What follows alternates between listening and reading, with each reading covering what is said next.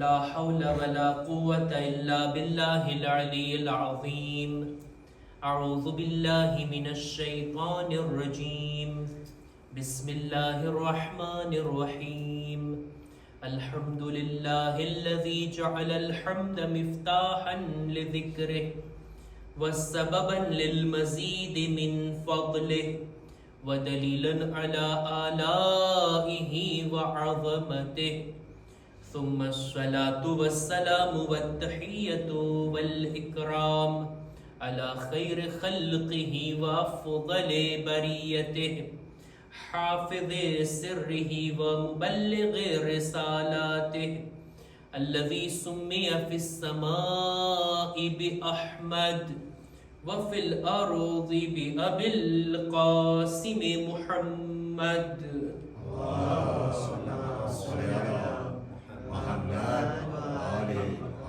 وعلى أهل بيته الطيبين الطاهرين المعصومين المظلومين ولعنة الله على أعدائهم أجمعين.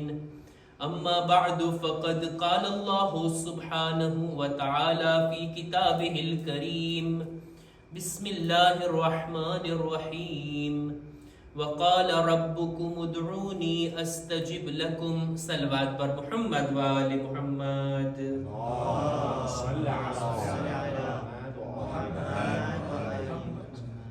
શબ જુમા કે જે દુઆઓની તૌબા કરવાની, અલ્લાહની બંદગી કરવાની આ શબ છે અને ખુદાની આપેલી તૌફીકથી આપણે બધા શબ જુમામાં ફરશે અઝા પર આવીને આટલી ઇબાદતો બાદ મહત્વની ઇબાદત કે જે મજલિસ ઇમામે હુસૈન છે તેમાં આપણે શરીક થયા છીએ.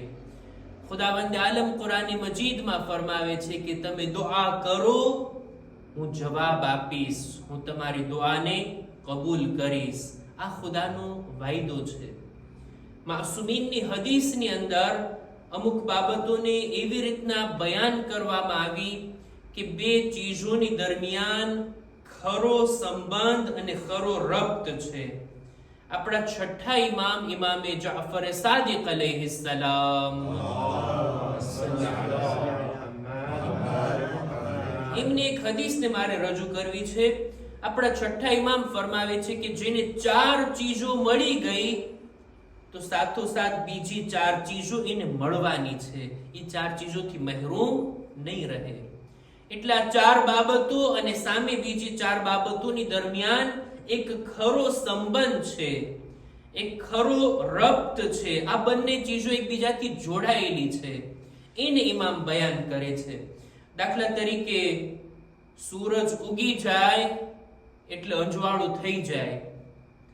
સૂરજનું ઉગવું અને અંજવાળું થવું આ બંને વચ્ચે એક સંબંધ છે. આ બંનેમાંથી એવું ના બની શકે કે સૂરજ આવી જાય અને અંજવાળું ના થાય. આ બંને એક સાથે જોડાયેલા છે. આગ છે તો ત્યાં પછી ગરમી પણ છે. 100 ડિગ્રી ઉપર જો પાણી ગરમ થઈ જાય તો એ ઉકળવા લાગે. આ બંને બાબતો વચ્ચે કઈ રબ્ત છે, કઈક જોડાયેલી છે આ બાબતો. એવી જ રીતના ચાર બાબતોને ઇમામ બયાન કરે છે કે આ ચાર બાબતો કોઈને અતા થઈ તો સમજી લેવું આ ચાર ચીજોથી પણ મહેરૂમ નથી થવાનું. એની અંદર સૌથી પહેલી ચીજ મૌલા ફરમાવે છે કે મન ઉઅતિય દુઆ લમ યુહરમિલ ઇજાબા. કોઈને દુઆની તૌફીક થાય તો પછી બની નથી શકતું કે એની દુઆ કબૂલ ના થાય. ઇજાબતથી એ મહેરૂમ નહીં રહેશે. દુઆ કરશો, દુઆ કબૂલ થશે. આ બંને ચીજો એકબીજાથી જોડાયેલી છે. એવું બની જ નથી શકતું બંદો દુઆ માટે હાથ ઉઠાવે, ખુદાની બારગાહથી કઈ તલબ કરે, કઈ માંગે અને ત્યાંથી અતા ના થાય. ઇમામ કહે છે એવું બની જ ના શકે. આ શક્ય જ નથી. આ બંનેની વચ્ચે એક સંબંધ છે, જોડાયેલું છે. પણ એટલું તો ખરું છે કે ખરેખર દુઆ કરવામાં આવે. જેવી દુઆનો હક છે એ રીતના દુઆ માંગવામાં આવે. અફસોસની સાથે કેવું પડે છે, રાપેલ તો કરવી પડે ને. એવી રીતના દુઆ નહીં જેવી રીતના નોર્મલી આપણે ત્યાં થતી હોય. 10-20 લોકો, 25-50 લોકો બેઠા હોય, એક માણસ દુઆ પડે છે, શરૂ કરીને દુઆ પૂરી થઈ ગઈ અને બધા સલવાત પડી લીધા. શું આ દુઆ થઈ? ઇન્સાફથી મને કહો, જો દુઆ થઈ? શબે જુમા છે તો પછી દુઆએ કુમૈલ પડાવી જોઈએ. બધા લોકોને કિતાબ ખોલીને દુઆ પડવી જોઈએ.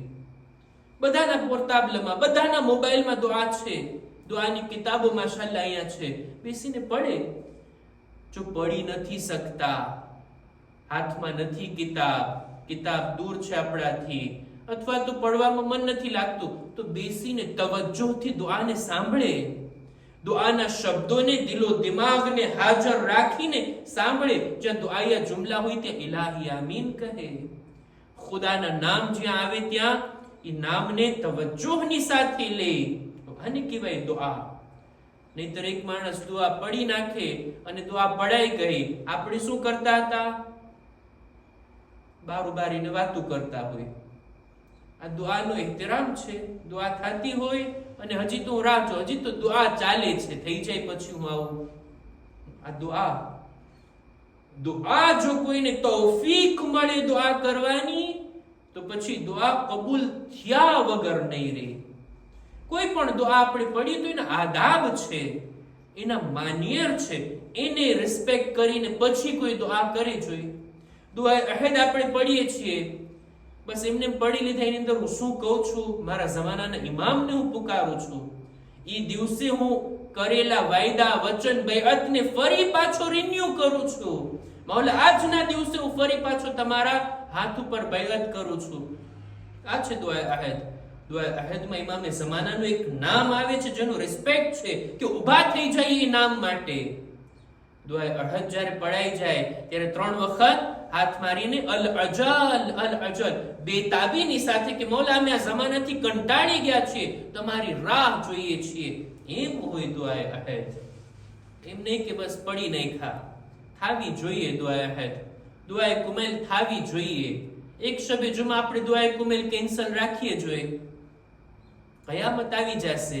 દુઆ કુમૈલ ના થઈ, પણ દુઆ કુમૈલ થાય છે, શું એનો હક અદા થાય છે કે પછી નાઉઝુબિલ્લાહ બેહુરમતી થાય છે? હું યા તો દુઆ પઢું અથવા તો દુઆના અપમાન કરવામાં હું શામિલ ના થાઉં. દુઆનો રિસ્પેક્ટ રાખવું, બેસીને સાંભળવું, દુઆનો એહતરામ જાળવું. હું પઢું અથવા તો એવું કોઈ કામ ના કરું કે જે દુઆના એહતરામની ખિલાફ હોય. બસ અમારે એક સૂચના આપવી હતી કે દુઆનો આપણે રિસ્પેક્ટ કરીએ. કોઈને જો સાચા દિલથી, ખરા દિલથી દુઆ માટે હાથ ઉઠાવવાની તૌફીક મળે અને ખુદા પાસેથી કંઈ માંગે, તો બની નથી શકતું. છઠ્ઠા ઇમામ કહે છે કે એની દુઆ કબૂલ ના થાય. હમણાં, પછી, બાદમાં, વહેલી, મોડી, જે માંગ્યું એના કરતા બહેતર, એની બદલીમાં કઈ સારી વસ્તુ અથવા કઈ ના મળે તો કયામતમાં આ દુઆ કરીને એના બદલામાં જે દરજો, જે મકામ આખિરતમાં મળશે, બંદો એને જોઈને રાજી થશે. કઈ ને કઈ મળવાનું તો છે જ. આપણે જે હાથ ઉઠાવીને માંગ્યું એ એમને નથી જવાનું. એક સલવાત પર મુહમ્મદ વાલે મુહમ્મદ. આ પેલી ચીજ મૌલા ફરમાવે છે. 4 બાબતો એવી છે કે જેના અંદર જો એને મળી ગઈ તો બીજી 4 ચીજોથી મહેરૂમ નહીં થાય. પેલું છે દુઆ કબૂલીથી મહેરૂમ નહીં થાય. વમન ઉઅતિયલ ઇસ્તિગફાર લમ યુહરમ તૌબા. કોઈને ઇસ્તિગફાર કરવાની, માફી માંગવાની તૌફીક મળી તો પછી શક્ય નથી કે એની તૌબા કબૂલ ના થાય. વળી પાછો કહો, ઇસ્તિગફાર ખરો ઇસ્તિગફાર, પછતાવાની સાથે ઇસ્તિગફાર. નહીતર એમ નહીં કે દિલમાં ગુનાહ કરવાની હજી તમન્ના છે અને તૌબા ઇસ્તિગફાર કરે અને મોઢા ઉપર તમાચા મારી લીધા, શું તૌબા કબૂલ થશે? ઈ નહીં. ખરો ઇસ્તિગફાર, ખરી રીતના ખુદાની પાસે જો માફી માંગવાની કોઈને તૌફીક મળી તો બની ના શકે એની તૌબા કબૂલ ના થાય. ઇસ્તિગફાર કરવું અને તૌબાનું કબૂલ થાવું, આ બંનેની વચ્ચે એક સંબંધ છે. આ બંને એક સાથે જોડાયેલા છે. આ બીજી ચીજ. અને ત્રીજી વાત, વમન ઉઅતિય શુક્ર લમ યુહરમ ઝિયાદા. કોઈને શુક્ર કરવાની તૌફીક મળી તો બની નથી શકતું એની નેમતમાં વધારો ના થાય. શુક્રના બારામાં આજકાલનું વધારે બયાન કરું છું. ગઈકાલની મજલિસ પણ આપણે શુક્રના બારામાં અમુક વાતોને રજૂ કર્યા. ખરેખર શુક્ર, દિલથી ખુદાની નેમતોનો આભાર માનીએ, શુક્ર અદા કરીએ. અને શુક્ર કરવાનો એક તરીકો આ છે કે ઇન્સાન પોતાના માથાને સજદામાં ઝુકાવી લે. શુક્રન લિલ્લાહ, સજદે શુક્ર અદા કરે. અલ્લાહની આટલી બધી નેમતો છે કે જે આપણી પાસે છે. ગઈકાલે વાતોને બયાન કરી, મારે રિપીટ નથી કરવી. આટલી નેમતો ઉપર, કેટલી નેમતો ઉપર આપણે શુક્રના સજદા કર્યા છે. સજદે શુક્ર મેં અદા કર્યો છે. મફાતિહુલ જનાનમાં મરહુમ શેખ અબ્બાસ કુમી એક ચેપ્ટર લખે છે, આખું એક બાબ છે સજદે શુક્રના બારામાં. સજદે શુક્રની ફઝીલતને બયાન કરે છે, કયા zikr આપણે પડવા જોઈએ, કેવી રીતના સજદે શુક્ર કરાય. આ બધી વાતો આની અંદર પોતે લખે છે. પણ આપણે મફાતીમાં આપણે કામની દુઆ હોય એ જ લેતા હોય. ઘણું બધું લખેલું છે મફાતીમાં. આ સજદે શુક્રની વાત આવી છે તો એ બયાન કરું. સજદે શુક્રની એટલી ફઝીલત છે, ખાસ કરીને 5 ટાઈમ નમાઝ પડવા માટે તો આપણે મુસલ્લા ઉપર આવતા હોય, મોહર પણ આપણી સામે હોય, સજદો કરવો બિલકુલ ઈઝી થઈ જાય. નમાઝ પડ્યા બાદ, વાજિબ નમાઝ બાદ ઇન્સાન સજદામાં સર રાખે અને સજદે શુક્ર અદા કરે. રિવાયતમાં મળે છે, જે કોઈ સજદે શુક્ર કરે ને, ખુદા એના માટે 10 નેકી લખે છે, 10 ગુનાહ એના માફ થાય અને જન્નતમાં 10 દરજા એના બુલંદ થાય છે. એક સજદે શુક્ર કેટલી વાર લાગે? અમુક સેકન્ડ સજદામાં જઈને કહે શુક્રન લિલ્લાહ, શુક્રન લિલ્લાહ. આપણા ઇમામો એટલા સજદા કરતા. આપણા 5મા ઇમામ ઇમામે મુહમ્મદ બાકિર અલૈહિસ સલામ, અલ્લાહુમ્મા સલ્લી અલા મુહમ્મદ વ આલિhi, રિવાયતમાં બયાન કરે છે કે મારા બાબા એટલે કે ચોથા ઇમામ જ્યારે પણ અલ્લાહની કોઈ નેમત એમને મળતી, પરબારા સજદે શુક્ર અદા કરતા. કોઈ આફત, બલા, પરેશાની ટળી જાતી, એ બલાના જાવાના કારણે ઇમામ સજદે શુક્ર અદા કરતા.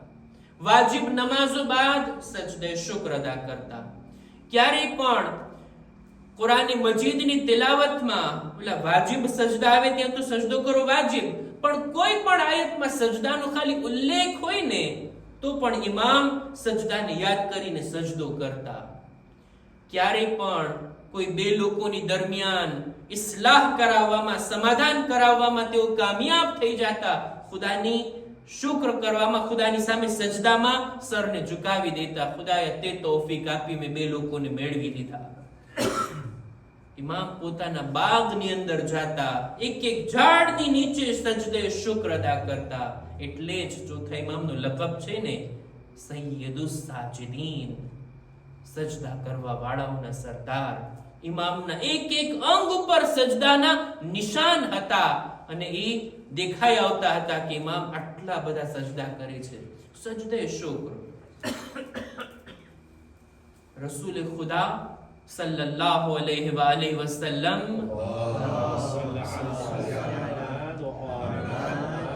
આટલી બધી ઇબાદતો કરતા, એટલી નમાઝો, એટલી દુઆઓ, એટલું ગિરિયા કરતા કે બેહોશ થઈ જવાની હાલત સુધી પહોંચી જતા.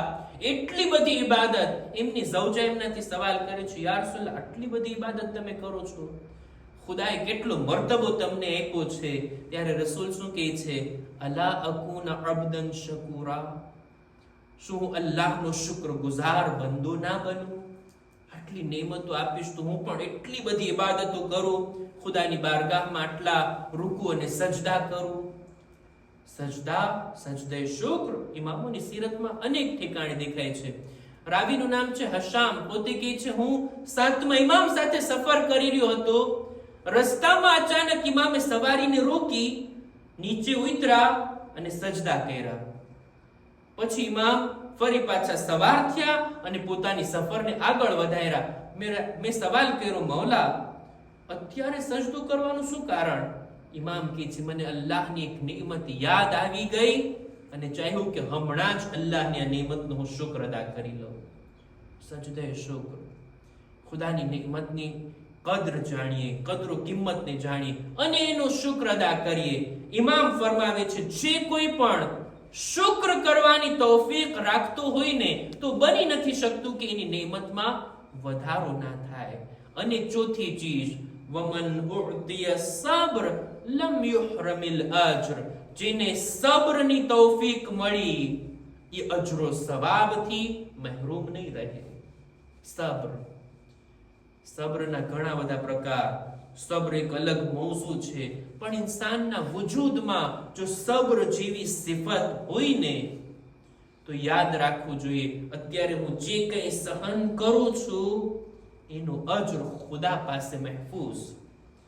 એવું નથી હું સબ્ર કરી લઉં અને ખતમ, ના, જેને સબ્રની તૌફીક મળી એનું અજર પણ ખુદાની બારગાહમાં છે, એ ક્યારે એનાથી મહેરૂમ નહીં થાય.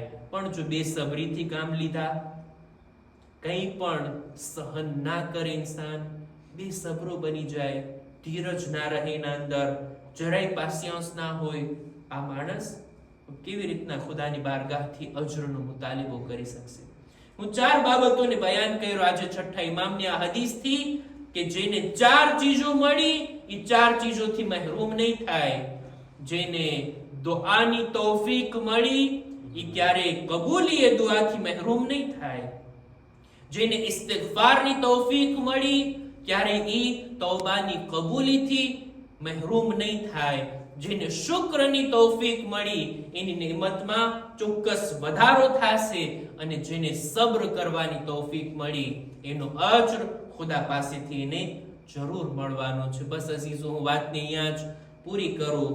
શબે જુમા છે, અય્યામે અઝાની આખરી શબે જુમા. ગમના દિવસો હવે પૂરા થઈ રહ્યા છે. 8 રબીઉલ અવ્વલ સુધી આપણે અહેલે બેતના ગમમાં ગમગીન અને સોગવાર હોઈએ છીએ. આ દિવસો એ દિવસો છે કે જ્યારે મદીનાની અંદર અહેલે બેત ઉપર મુસીબતના દિવસો હતા. જ્યારે પણ કોઈના ઘરમાં ઇન્તકાલ થઈ જાય તો આદાબ ઈ છે ને કે સાહેબે અઝાના ઘરમાં ચૂલો ના સળગે, બીજા લોકો એના માટે જમવાનો બંદોબસ્ત કરે, કારણ કે આ લોકો અઝાદાર છે. બીબી ઝહરા પણ સોગવાર હતા. પણ શું જોવામાં આવ્યું? રસૂલની રહેલતના અમુક દિવસોમાં જ બીબી ઝહરાના ઘરથી ધુવાડો બુલંદ થાય છે. જ્યારે તપાસ કરવામાં આવી, શું બીબી ઝહરા રસૂલનો એહતરામ ન જાળવ્યા, રસૂલે ખુદાનો સોગ ના મનાવ્યા, એમના ઘરમાં ચૂલો સળગવા લાગ્યો, ધુવાડો બુલંદ થાય છે. પણ જ્યારે તપાસ કરવામાં આવી ત્યારે જાણવા મળ્યું, હા, બીબી ઝહરાના ઘરથી ધુવાડો બુલંદ થાય છે તે ચૂલાનો નથી, બલકે એમના દરવાજાને આગ લગાડવામાં આવી. હક તો ઈ હતો કે મુસલમાનો આવતે બીબી ઝહરાને તસ્લીયત આપતે કે એ બીબી, તમારા બાબાના જવાથી તમે ગમગીન છો, તમારા દુઃખમાં અમે પણ ભાગીદાર છીએ. બીબીને તસલ્લી આપવી તો દૂરની વાત, એવી મુસીબતો બીબી જોયા છે, એવા મસાઈબને પોતાના ઉપર ઉઠાવ્યા છે કે ખુદ પોતે પોતાની જબાનથી પોતાનો મરસીઓ પડે છે. સુબ્બત અલૈયા મસાઈબુન લવન્નહા સુબ્બત અલૈયા મિસરના લિયાલિયા. એ બાબા, તમારા જવાબાદ ફાતિમા પર એવી મુસીબતો પડી, જો રોશન દિવસો પર પડતે તો અંધારી રાતમાં બદલી જાતે. હું નથી જાણતો બીબી ઝહરા કઈ મુસીબતની વાત કરે છે. દરવાજો સળગાવવાની મુસીબત, પહેલું શિકસ્તા થવાની મુસીબત, કે પછી મોહસિનની શહાદતની મુસીબત, કે અલીની મઝલૂમી, એમના ગળામાં રસ્સી નાખીને એમને મસ્જિદ સુધી ખેંચીને લઈ જાય. અલા લઅનતુલ્લાહ અલલ કૌમિ ઝાલિમીન વસયઅલમુ અલ્લઝીના ઝલમુ અય્ય મુન્કલબિન યન્કલિબૂન.